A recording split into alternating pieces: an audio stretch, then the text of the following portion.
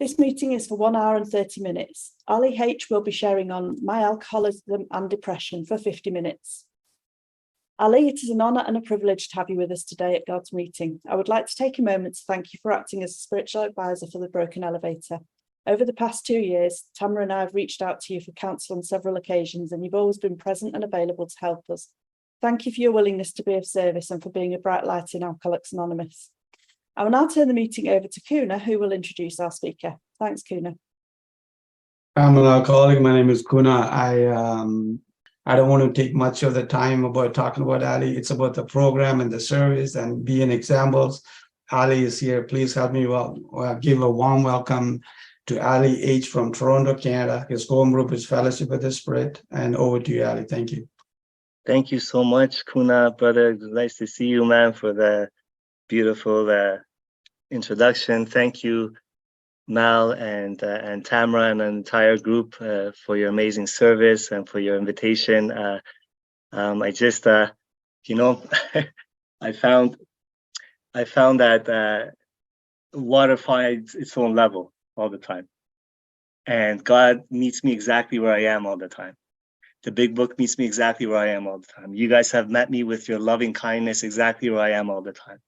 And I've found from when someone is seeking, like their heart, the motive is to seek and to be a better person. Just been my experience, God gives me assignments to do at the time. Because life, throughout this process, throughout this program, because of this program, because of you beautiful people, life stopped happening to me a while ago. Life happens for me now, for me to grow closer to God, for me to be a better messenger, for me to be a better human being, just a little bit better yesterday than I was today. And when I answer the call of the Spirit, when I do God's work to the best of my ability, when I do the assignment that He's given to me in front of me, what I experience is bliss. What I experience is peace. Now, I know that this group of people that put this movement together, the Broken Elevator, I know that you guys are answering the call of the Spirit. And I appreciate you guys. Thank you so much for everything you've done for the last 3 years. It's a beautiful thing, isn't it? When the Spirit calls and we all gather to rejoice, it's a beautiful thing. So I want to thank you first and foremost for everything that you've done and everything that you're doing. When Tamara asked me, thank you for the re-invite. When Tamara asked me for a topic, I prayed on it, and it came to me very strongly: alcoholism and depression. You know, I don't think it's talked about enough in Alcoholics, and I'm sure maybe I don't hear it enough. You know, maybe it is. And I think sometimes, you know, when I don't know about you guys, but me, this is how it used to be anyways, because when my life transformed to such a degree, and I just wanted to share the goodness all the time, you know, from a good motive, right? But I think that's doing Alcoholics Anonymous a disservice, the way I was doing it. Because what I was doing is that I was hiding the brokenness. I believe God shines through the cracks. I believe that's what makes us useful to each other. So this topic of alcoholism and depression is near and dear to my heart because I have tremendous experience with it. You know what I mean? I remember hearing Sandy Beach. God bless his soul, what a giant he was. And not in person, but like one of his recordings many years ago, and he touched on this topic. And I think from what I remember, he said something that really was true for me. I could relate to, you know. He said from his experience, I hope I'm getting it right. From his experience, generally speaking, there's 2 types of depression that he's seen in Alcoholics Anonymous, you know. One is clinical depression and one is spiritual depression, you know. So I want to make sure to also put a footnote here before this talk that we are not doctors. Sometimes depression is caused partially or wholly by chemical imbalances, or I don't understand the biology behind it, right? But sometimes we need to go see psychiatrists and therapists. I did. They take some antidepressant for a while. I did. For a while, I was against that, you know, because I thought I would hear things from some people, again, meaning well, just ignorant, right? That you're not sober if you're taking antidepressants. I don't agree with that. What I believe is that it's only one person to a coffin. We are not doctors. We are not doctors, you know, because those pills really literally saved my life for a period of time when I was going to kill myself. Now, I just want to say that up front, because if God is everything, see, if God is everything, then everything, when I'm in this path and I'm seeking, trying to try a clean house, trust God and help others to the best of my ability, and if the message comes that I got to go see a therapist, then that's God's message to me. If God is everything, God can't just be in the exercise of the 12 steps as a homework assignment. The 12 steps, what they are a treasure map. They're not the treasure, they're a treasure map in which my heart opens up, my soul opens up, my point of view just expands to God's message for me and assignments for me. So I want to make sure to say that. Now, I don't have knowledge, technical knowledge, nor am I a doctor to talk to anybody about the hormonal imbalances of depression. What I'm going to share with you on is what Sandy Beach says, that everybody in Alcoholics Anonymous, to a different degree, suffers from spiritual depression. That's what I'm going to share with you on. Spiritual depression is a sense of separation from source that I suffer from for years. Spiritual depression is an attachment to results. Why isn't she treating me like that? Why don't they acknowledge me? Why can't I make the amount of money that I want to make? Spiritual depression is this dependence, and this need, this demand for others and for situations to fill me with security, with acknowledgement, with property and prestige, and all the with a sense of well-being. Isn't that crazy? Like, I seek in other broken human beings the holes, the gaps that only God can fill. And I'm wondering why I'm depressed, insensitive, insecure, self-centered. Don't know how to have relationships because everything is about me. Spiritual depression is me playing God. Spiritual depression is me arguing with reality. I want the present moment to be different than what it is. I want you to be different than what you are. Do you know why? One reason and one reason only. So I can be more comfortable in my own skin. Talk about self-centeredness, man. That's what I suffer from. That's what I suffer from. And I was separated from alcohol. Today is my 7-year anniversary. What a beautiful gift that is, that I get to come and share a little bit about my experience of being broken and God doing what God does with a mess like me, you know. But I want to share with you that I was separated from alcohol January the 4th of 2012. I've been in the middle of the circle and triangle. I haven't had a drink. I haven't left you guys deep in this program. But what happened to me was that after I was set on fire for the first few years,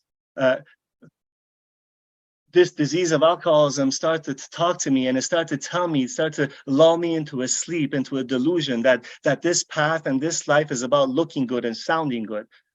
So I stopped sharing myself honestly with you guys. I stopped sharing with you that the embarrassment that I had, how much of a fraud I felt like when my walk and my talk was starting to diverge from each other. They were just going separate directions. I stopped sharing with you guys that if you would have followed me with a candid camera, you would have said this guy has some transformations, but this guy must be drinking the way I was behaving at home. Running to fridges with my head open and punching pictures on the wall, sponsoring people, praying, meditating, feeling like a fraud. I stopped sharing with you when depression would come for a visit and I couldn't get out of bed. I would tell you that I'm not sharing those things at meetings because you know why? Because the newcomer needs to know that this program works. What a lie. What a farce that is. The only reason I stopped sharing that with you guys is because I don't want to look bad. And alcoholism, cunning, baffling, and powerful, waits patiently, doesn't come as a drink anymore, comes from the back door, sat on my shoulders on September the 7th of 2016, coming up to 5 years, and told me that I never had a problem with pills. Go take a couple of those pills that your wife has been prescribed. She went to surgery, AFC did, minor surgery, and I took a couple. And the next morning, thank God for good sponsorship and an ounce of humility, I renewed my dry date, you know? I haven't left you guys, but what an experience that was. What a humbling experience that was, to have to call every one of your sponsors and tell them, you know what, I haven't drank, I'm in the program, I took a couple of Percocets last night, I'm going to ask you to find someone else because I don't know what's going to happen to me. You may be in danger. Direction was given, I did it. I didn't want to, I was embarrassed. What a humbling experience that is, that I have to call speaking engagement after speaking engagement, let them know, you know what, this what's happened. If I can't come and speak for you, because I don't know what's going to happen to me. And then when a couple of them would say, Ali, don't worry about it. It's just a couple of pills. We know who you are. We give a great message. Come and speak for us. The words would come out of my mouth that, thank you for your kindness, but I don't want to die. Because my walk and my talk have been going opposite directions for years in Alcoholics Anonymous. I don't want to die anymore. If I don't close that loophole, if I'm not honest with you guys, if I don't renew this dry day, you know what's going to happen to me? I'm going to go out drinking and dying. I don't want to die anymore. I'm tired of me. I'm tired of this depression. I hear walk and talk have to parallel each other so I don't feel like a fraud. I want to try that for a little while. If you're one of those broken souls, you're one of those kindred spirits that has suffered from depression like I have in recovery and in childhood, I got to tell you, you're in good company. One of our co-founders, Bill Wilson, he suffered from depression greatly. Man, what a cross he carried for all of us. Imagine being one of the co-founders. Everyone puts you on a pedestal over here, feeling like you're like a fraud. People accusing you of not working the steps hard enough. These are all things that I've read, you know? Imagine the burden. See, Bill walked this walk so he can share his experience with me, someone like me, 87 plus years later, so I can have a toolkit, so I can have a way out, so I can have some light. God carries his water in broken pots. I'm a cracked toy. And that brokenness has become my biggest asset because God's light shines through that. Bill Wilson was broken. See, God's light shined through that. In his letter to emotional sobriety, in his letter about emotional sobriety, he talks about depression at length. In the book, Soul of Sponsorship, if you haven't gotten it, beautiful book. Letters between Bill Wilson and Father Ed Dowling, his spiritual advisor. And if you allow me, please, if you indulge me, I just want to read a page and a half from that Soul Sponsorship. The letters that Bill Wilson wrote between him and Dr. Ed Dowling and some of the other alcoholics. I think it'll set the table for the rest of this talk as I try to pour my heart out here, as I try to disrobe in front of you here. So please forgive me. I myself don't like it when people start reading it when we're talking, but please forgive me, okay? Hold on, let me put these glasses on here. It's such a beautiful, beautiful book. If you ever get a chance, oh my goodness, oh my goodness. If you're suffering from depression, this is Bill's message to you. In one letter to an AA member, he wrote, I am beginning to see that all my troubles have their root in a habitual and absolute dependence upon my personal prestige, security, and romantic attachment. When these things go wrong, there is depression. Now, this absolute dependence upon people and situations for emotional security, I think, the immense and devastating fallacy that makes us miserable. This craving for such dependencies, this utter dependence upon people and situations can only lead to conflict, both on the surface and at depth. We are making demands on circumstances and people that are bound to fail us. The only safe and sure channel of absolute dependence is upon God himself. Bill came to see that facing his dependency issues meant becoming free from depression. He wrote on April 6, 1953 to Gladys, England. This is the last letter. The central curative idea that was that I didn't have to be dependent in any absolute sense upon any particular person, group, or of persons, or set of circumstances to be a whole person, a going human concern. I realized that the basic defect of my life has been a craving to depend absolutely upon the instinctual rewards of a place in society, material emotional security, also the right romance. Consciously and unconsciously, I had always demanded these things as a condition of happiness. The only absolute that we can depend on is God's love. When I became willing to let go of demands and substitute for them an outgoing love as best I could show it, just as one would in a 12-step case, to that extent, I became liberated, and to that extent did I receive the gifts of proper instinctual satisfaction. This is what I have been pondering most of late. And when I realized it and felt the truth of it and became more willing to practice love in this matter, my brief depression came to an abrupt end. The skies cleared for me as never before. Man, this poor guy, writing the 12 and 12, the traditions in the 12 and 12, His secretary writes in this book, he would stop and he would weep uncontrollably, the depression he went through. If that depression can be lifted by God and these steps as a way of life, and depending on God's love rather than other people, and giving love to other people, like St. Francis would have us, not perfectly in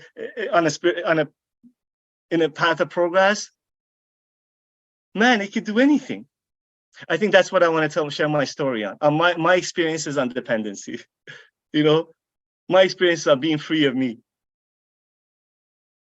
Ever since I was a kid, I remember suffering from depression. Ever since I was a kid, I remember depending, needing approval from others, love from extended family members. When I was able to put some money in my pocket, a job, a relationship or two.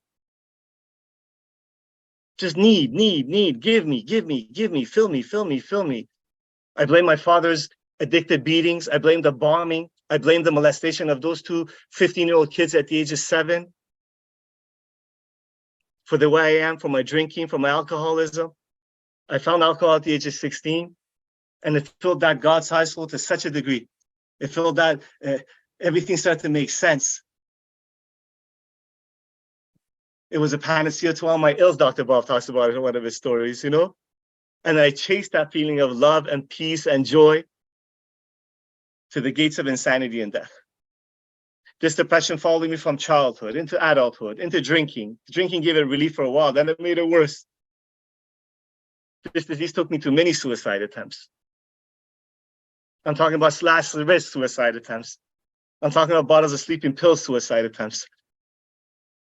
Holes in the exhaust of a car in my mouth suicide attempts. And after every single suicide attempt, after every single slash wrist, after every single psych ward visit, after every single charcoal drink they make you drink in those psych wards, I find myself promising, crying, one of my loved ones, usually my poor mom, that I'm never going to do this to you again, Ma. 2 or 3 days later, this disease, cunning, baffling, and powerful, a drink would fix that. That suicide attempt, it was just a phase, you know? It was just a phase. But for the grace of a loving God, I found you guys. I fell in love with you guys. For 7 years, I was in and out. Continued detachments, continued dependency. Continuously looking for the outside to fill this inside hole. Living my life, excuse my language, ass backwards. Dressing up the monkey so I would feel better. You taught me a different way. You told me it's inside out, Ali. My last drunk wasn't as bad as the many before then.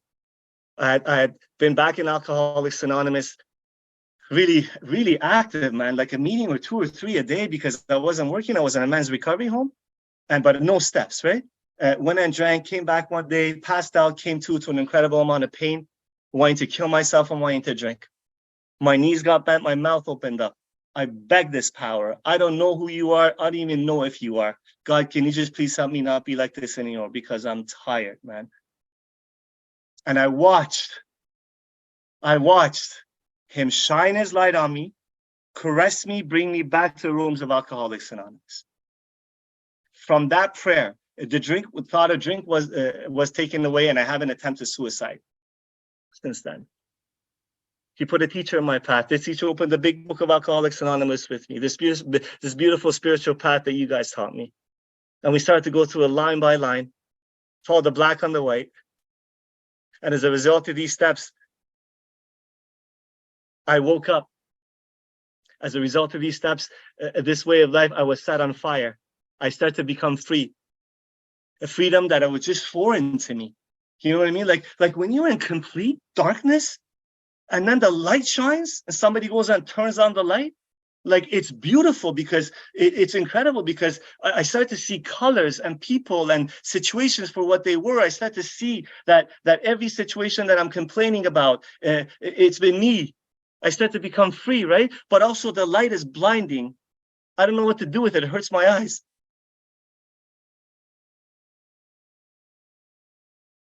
And then my journey continued. The drink was taken away. Set aside the drink question, right? Path of progress. My attachments to results continued. I remember Afsi and I was How long was I sober? I can't remember. A couple of years sober. Darius was 6 months old. Yeah, Darius was 6 months old. I can't remember how many years I was sober. My son, who's 9 years old right now, he was 6 months old. And Ashley and I were fighting over the bills, and I couldn't find a job to help support the family, all that kind of stuff. You know, her and I were just going at it. My relationship, like if you would have looked at it, was the best way to describe it is bipolar. Like extreme love and extreme chaos. You know, nothing in the middle. Romantic love, selfish love, self-centered love, drowning in self kind of love. The only love that I know how to do, take hostage kind of love.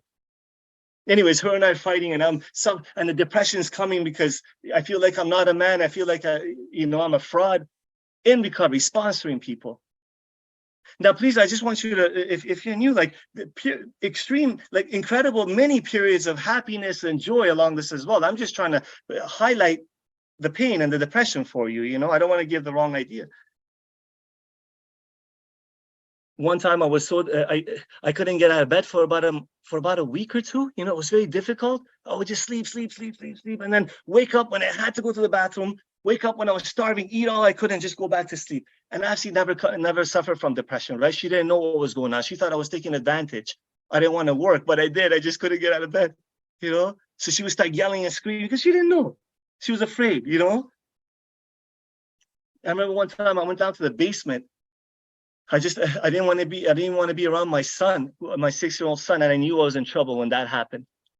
I knew that the planning stage is going to come. I've tried suicide so many times in the past. I knew the planning is coming. Because if I don't want to be around my son, all of a sudden I got down on my knees and I started to pray, God, can you please help me? I don't know what to do. All of a sudden I get a surge of energy. I get in the car, I start to drive myself to the hospital, to the emergency room. Sponsoring people, prayer and meditating, man. Broken. That's the cross I've had to bear. I'm sharing it with you because it's gone, man. The last few years, it has disappeared. I'm sharing with you to show you how God works. When I stop making it wrong, half the battle is I make my experiences wrong. I think this life and spiritual life is about feeling good. Half the battle, half the bondage is me disagreeing with the experience that's happening. In this emergency room, they had a critical care team, psych ward team visit me, and they introduced me to a psychiatrist, to the therapist. They put me on these pills. Thank God for those pills, because they saved me for a period of time. The suicide thoughts didn't come. I started to function in life a little bit more, right? And these pills that start to save me, they start to become a prison. They stop working. They start to go the other way now. I couldn't even like, with them, I was depressed. If I didn't take them, I was devastated. You know what I mean? It was like a prison. I don't know what to do. Throughout this whole thing, clean house, trust God, help others. Clean house, trust God, help others. What you're telling me, talking with my sponsor, what a gentle man, loving man he is. Talking with my friend Teresa, what a loving soul she is. By the way, Rumi says, when setting out on a journey, don't seek advice from those who haven't left home. I've had to learn that. Don't share this personal thing with just anybody. They mean well, but if they haven't suffered from depression, they're going to give you advice that's going to hurt you. I'm so grateful for all the teachers around me, because they've been kind with me. You guys tell me that we don't shoot the wounded here, you know? Trust God, clean house, help others. I start to see that, man, God started to send me, so I with the help of my doctor, I started to get off of these pills around the summertime it was, right? And I started to address other areas of life as well, like physical health and nutrition, all that kind of stuff. And I dove deeper into the program. Trust God, clean house, help others. I started to see that God is sending me men that suffer from depression. And I start to see what he is doing with this depression. See, because if I wasn't suffering from the depression, if I wasn't humbled by pain, when these men were coming to me, I wouldn't be able to have the compassion that I had for them. Because a lot of times what this ego has told me, when I'm feeling good in this program. My ego is getting what it wants, and I'm just having amazing spiritual experiences. When God would send me men, or my sponsees was complaining about the same thing all the time, I will find myself judgmental of them, a little bit cruel, not outwardly, but the energy of it, you know. But thank God for that depression. Man, God makes depression. God makes gold out of the brokenness. Because I got to share myself, where I was and what I'm doing. And we both got, both of us on these phone calls, we start to be lifted. I stopped making it wrong. Why not me? Why not me? Why not me? What was the deal in the third step? God, I'm going to stay close to you. Do your work well. You take care of the details of my life. What was the third step prayer that I made? God, you do with me whatever you want. All of it. Build with me, do with me what you want. Take away my difficulty, but relieve me of the bondage of self. Take away my difficulties. Why? So I can be I don't know, jump for joy, be a rich businessman. So I can be in a happy marriage all the time. So I can be a circus speaker. No. You build with me, you do with me whatever you want, because I'm going to promise you that I'm going to take you, I'm going to try to help your kids. And as you take away my difficulties, I will bear witness to your love, to your power, to your way of life.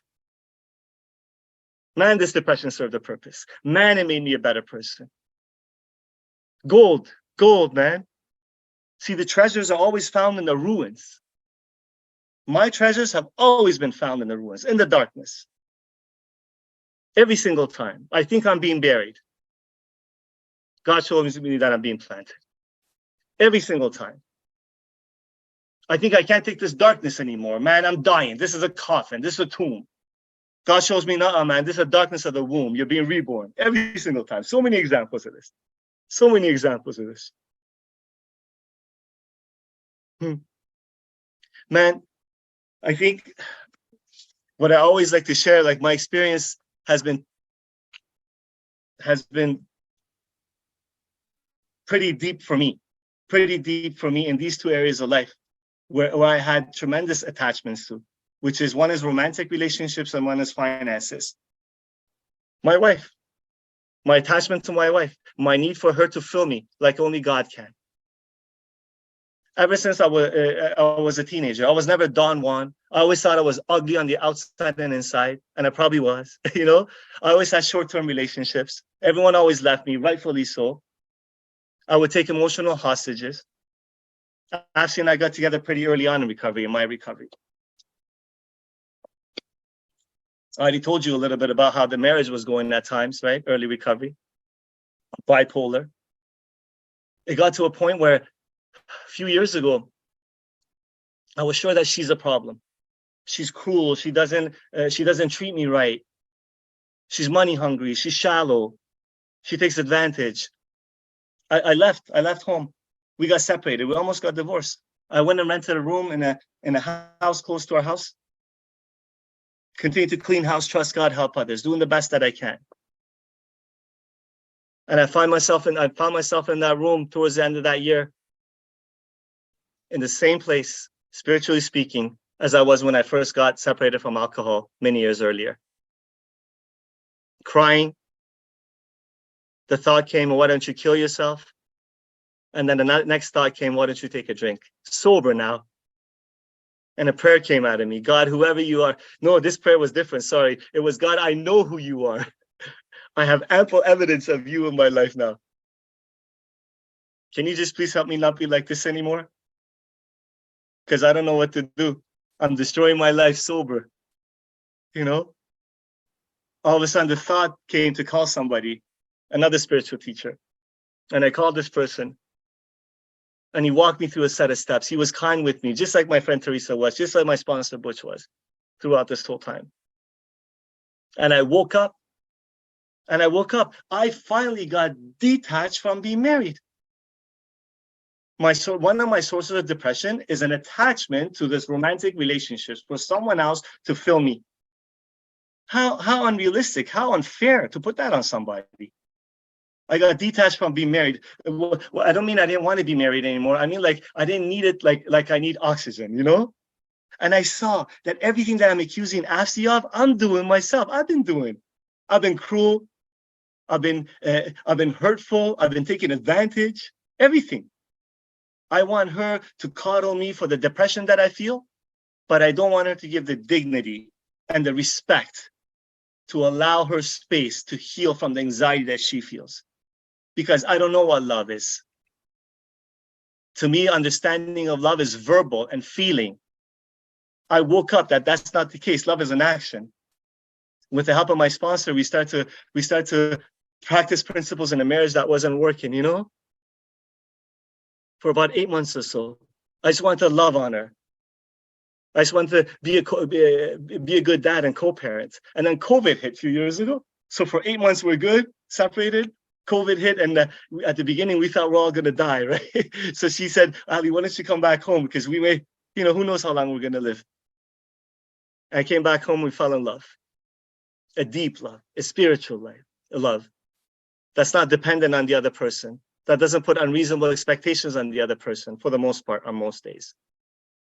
A spiritual love. That means God has to be in the middle of this thing. That means God has got to be everything, or else we're nothing. And this marriage is nothing. And I usually make it nothing. I got detached from being married. I started to really get present to that my role in this life, in this marriage, is not to get, is to give. See to it that your relationship with him is right. I have to continue to cultivate and deepen a relationship with this loving God, because every relationship that's worth anything in my life comes out of that relationship. My relationship with God informs every other relationship that I have. I can't do it the other way around. What does the big book say? We don't have the dubious luxury of normal men, like the Grouch and the Brainstorm. Well, having normal romantic relationships is a dubious luxury of normal people. I can't do that. I'm way too self-centered, man. I need God in the middle of this thing. Both Asya and I woke up to that. The other big area of life that I always share on when I get a chance was the cause of my depression is finances. This disease got me fast. It got me early. I wasn't a big-time gangster. That wasn't me. And I wasn't a big businessman that lost everything to alcohol and got it back in AA. I had nothing right from the get-go. I was a loser right from the get-go, a leech on society. It got me fast. It got me early. I never got a chance to build anything, you know? So early recovery, Ashley and I meet, we get married. I'm trying to find a job, and I find jobs, but like just paying very little, like 15, 20 bucks an hour, you know? You can barely support yourself as a bachelor, never mind with a family and a kid.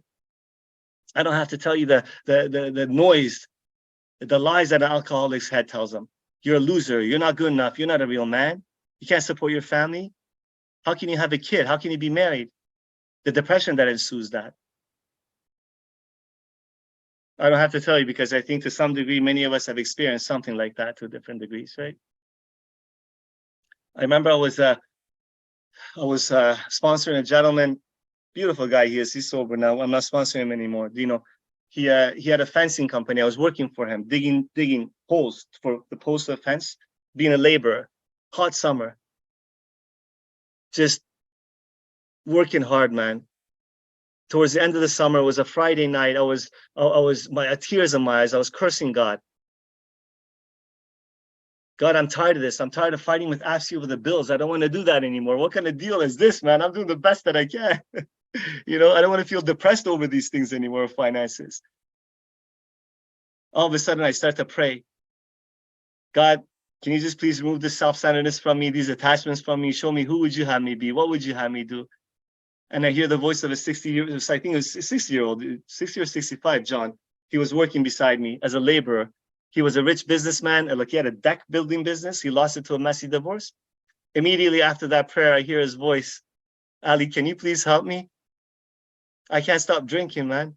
I've been wanting to kill myself for the last 2 weeks. I never told them I'm in AA. In conversations, I just told them that I don't drink anymore, you know? My mouth opened up and I heard the words come out. I started to talk about how bad it was, the suicide attempts and the depressions and the hopelessness and the destruction of everything good in life. And I started to talk about you guys, the love you pour into me, the power I found in these rooms. This man is sober today. That man is sober today. See, in that moment, as a result of being detached from results, praying about it, being detached from results, and using that brokenness to send love to one of God's other kids, all of a sudden I had a shift in thinking outlook in life. Where all the have-tos in life became get-tos. I get to come to work. I get to hustle as a laborer. I get to help one of God's kids. You know, I was floated the rest of that summer. I just floated the rest of that summer. And this continued, this up and down with attachments to finances, what it means as a man, it continued. I would have blissful moments of accepting exactly. By the way, throughout this whole thing, clean house, trust God, help others, bills are always paid. Never ended up on the streets. Go figure, right? Clean house, trust God, help others. Finally, I landed a job, many different jobs. Every single job I had, I didn't qualify. Never had education for. Every single time I fall asleep into the delusion that this job, whatever job I was in, is for me to make money, for me to build a bank account. God shows me different. I'm there to help you grow. You're there to serve one of my kids. Finally, I landed my dream job. I've been doing this for the last 2.5 years. Sell windows and doors. So I'm in sales, 100% commission now, right? Making more money than I've ever done in my life, supporting my family properly. I get to dress nicely, happy at work, but it's a 100% commission job. And let me tell you, there's no other job like a 100% commission job to make you realize how much you play God in your life. Like I had to really lean into God to get detached, you know? All of a sudden, a couple of deals that I was waiting for and didn't fall through. I started to fall behind my bills a little bit, you know? All of a sudden, I started to get depressed. It came for a visit. All of a sudden, I can't get out of bed. What happened? What happened? Ample evidence that God's been taking care of everything so long as I clean house, trust God, help others, and stop playing Him. Yet something goes wrong in my life, I'm depressed. I start to play God again.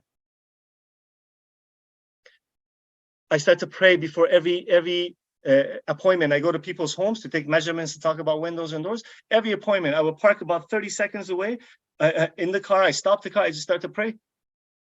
God, can you just please remove any attachments I have to results here from making money, from making a sale? Can you show me what my assignment is?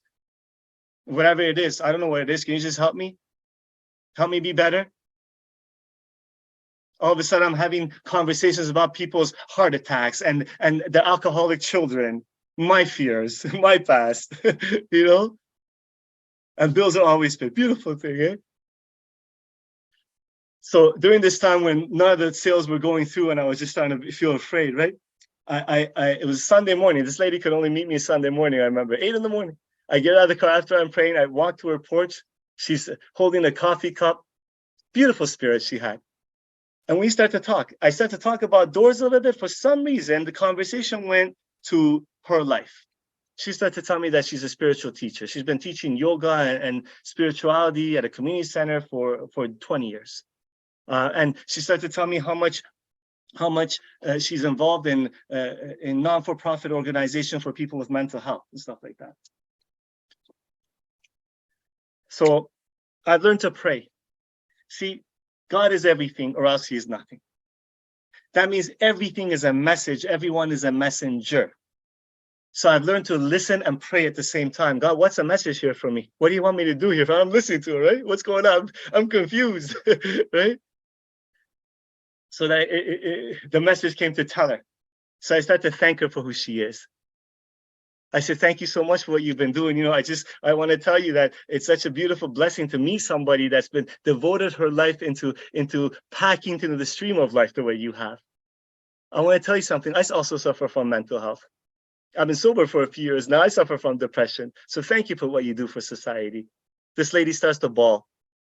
She starts to cry uncontrollably right after I said that. She said to me, I'm not going to say it. Are you effing kidding me, Ali? Are you effing kidding me? You know God sent you? Did God send you here today? Do you know with all the spiritual knowledge and experience and yoga teaching that I do, my husband in there has been dying of alcoholism for the last 10 years. I don't know what to do, man. Can you help me? So I opened up my mouth and the words started to come out. I started to tell her, about you guys, about this beautiful program, about the big book of Alcoholics Anonymous, about Al-Anon.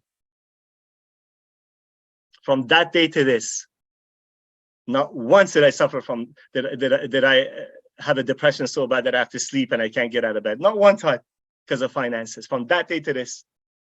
See, I believe God has fed me, spoon-fed me spirituality on a path of progress. He doesn't make two hard turns for a broken soul like me. I don't have to be perfect. But what I do is have to be honest with you. What I do have to be, I have to bare my soul to you. I have to be detached from what you think about me, or else I'm dead in the water.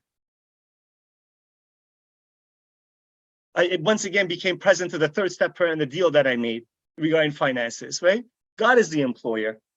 This job is not the employer. My boss not the employer. God's the employer. See to it that your relationship with him is right.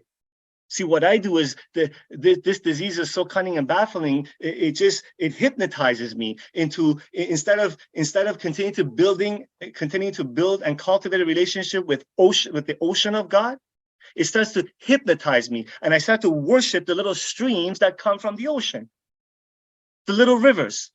And you know what happens to me when I start to worship the rivers? I get afraid that they're going to dry out, they're going to run out. What's going to happen to me? You know? And then what you do with your kindness, with your love, you lift my head up, spiritually speaking, metaphorically speaking, and you point it to this ocean again. But you think God's going to run out of money? God's going to run out of abundance, Ali? You just keep doing clean house, trust God, help others. That's none of your business. You know? Clean house, trust God, help others. And this has transformed. Like literally, bit by bit, it just disappeared, this depression. So please, I don't want to give the wrong idea. Like, everybody's different. Everyone has a different path. The point is not that the depression disappearing, and that's not the point. The point is that the process of freedom. The point is that stop making this detachment from results, making it wrong, making the pain wrong. Why is it? That's the point of it. What I'm trying to say, I'm not really conveying what I'm trying to say. It's not coming to me. Oh, here it is. Okay. So the point is that not the destination. There's no destination, depression gone. The joy was in the process. What's the last line on page 164? Road of happy destiny, not too happy destiny. I've been feeling bliss throughout this whole time. You know? At the end of August of 2022, just last year. Clean house, trust God, help others. Continuous detachment. Slowly, God's making me free and freer and freer. Spoon feeding me. I'm sitting in a meditation. Downstairs in a meditation in the basement. All of a sudden, I hear it, like I hear things. Not audibly. The cells in my body scream at me. And I know it. It was so loud. It said to me, this is the last day of your life. How do you want to be remembered? What kind of legacy you want to leave behind? What have you been packing into the stream of life? Man, I didn't really share this with for 4 weeks after that meditation. You know what happened? From the minute I would open up my eyes to the minute I would close my eyes at night, I felt like I was on 4 hits of ecstasy. Like just walking in bliss. And I watch people as I'm walking by them, people are just smiling and looking at me. The most incredible thing. I've never had that experience before. And it went away. But I had it for 4 weeks. But there's a point to that. See, lasted for about 4 weeks. The most incredible experience. And on September, what was it? Beginning of September, this happened at the end of August, September to 29th. I was at the gym. I was working out. All of a sudden, the tendons that hold my chest muscle to my shoulder, I'm doing bench press. I'm going a little bit too heavy, right? Just pop, they just snapped off. I had a spotter, thank God, he saved my neck from breaking, right? It was the most incredible, excruciating pain. I found myself, the guy who owned the gym, he's like, do you want me to call the ambulance? And I said, no, just, you know what, just, I don't want to cause trouble for your business. And I was sort of embarrassed too, right? Just drive me to the hospital. He was driving me to the hospital the whole time. I'm praying. All of a sudden, so these are not things that I'm doing that are happening to me. I'm trying to sort of explain and demonstrate what God does, right? The old me wanted to milk it, wanted to get an ambulance, wanted to get a morphine shot from them, wanted to sue the person whose gym it was, right? The new me is praying inside the car. He's like, what are you saying to yourself? I kept on praying. God, can you just please use this? Can you just please help me be useful? How can I be helpful? How can I be helpful, God? Can you please remove whatever it is, selfishness that I have to this pain? Help me be helpful. We go into the emergency room. The whole time, I'm worried about him and what's happening to his business. I'm worried about the customers. I'm trying to have him call my customers. This is the most incredible thing. I was speaking for about a month. I couldn't bathe. I couldn't clean myself. I couldn't feed myself. I couldn't work. I'm 100% commission. 4 months I didn't work. Not once did depression follow me. Not once. Not once. Completely detached. How does that happen? How does that happen? Loving God. And you know what he does? He showed me once again, every pain you're going through, I'm going to use it if you trust me to help someone else.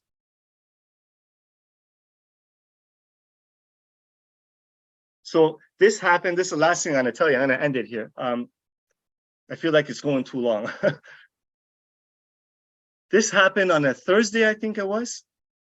I'm speaking at a conference that I have to drive to on a Saturday, right? So on a Thursday it happened, or on a Friday it happened, sorry.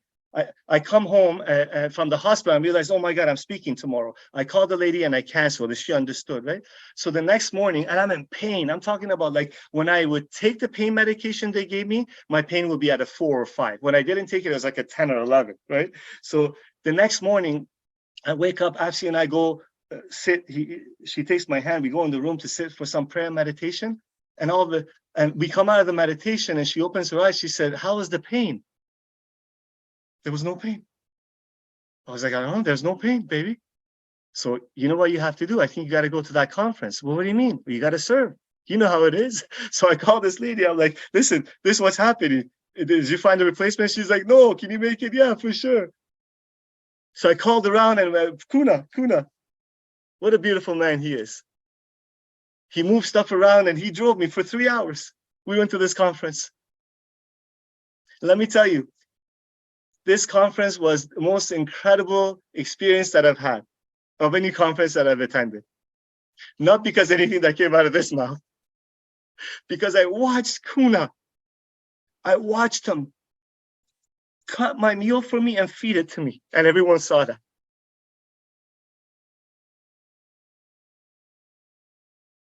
Because when I was at the podium speaking, my arms were in a brace like this, and my mouth would get dry. And Kuna was sitting next to me with a water bottle and a big straw. He would bring it up to my mouth every few minutes so I can take a little drink and continue to talk. After the thing, you know, when people thank you graciously, generously, newcomer after newcomer after newcomer after newcomer. I didn't even know what you said, but let me tell you something. I want whatever it is you're tapped into, whatever this program is that has you come in extreme pain after you lost, you know, the ability to move, to come over here and talk about it. I want whatever it is that you guys have. That's what God does. This is what God does. So many examples like that, you know? So many examples like that. Man, I just always feel so, I know it's a disease, but I need to put it on the table. I always feel inadequate during talks. What gives me a little bit of peace is that I share myself honestly with you. So I don't know where this talk went, but I hope it's sort of demonstrated for somebody who may be suffering from depression that God makes gold out of it, man. the valleys in life. All these valleys in life, they serve a purpose. Every single one of them have brought me back to a table with a deeper relationship with God, with a deeper level of surrender to my ideas, to my attachments. And if you allow me, I got a minute left. I just want to end this talk. This came to me. I was meditating before this. This came to me with a beautiful poem from my favorite spiritual teacher, Rumi, who lived 700 years ago. It's called Guest House. If you're in pain today, this is dedicated to you.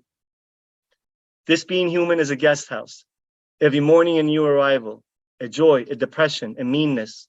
Some momentary awareness comes as an unexpected visitor. Welcome and entertain them all, even if they are a crowd of sorrows, who violently sweep your house empty of its furniture. Still, treat each guest honorably. He may be clearing you out for some new delight. The dark thought, the shame, the malice, meet them at the door laughing and invite them in. Be grateful for whatever comes, because each has been sent as a God from beyond, as a guide from beyond. God bless you. Thank you so much. I appreciate you.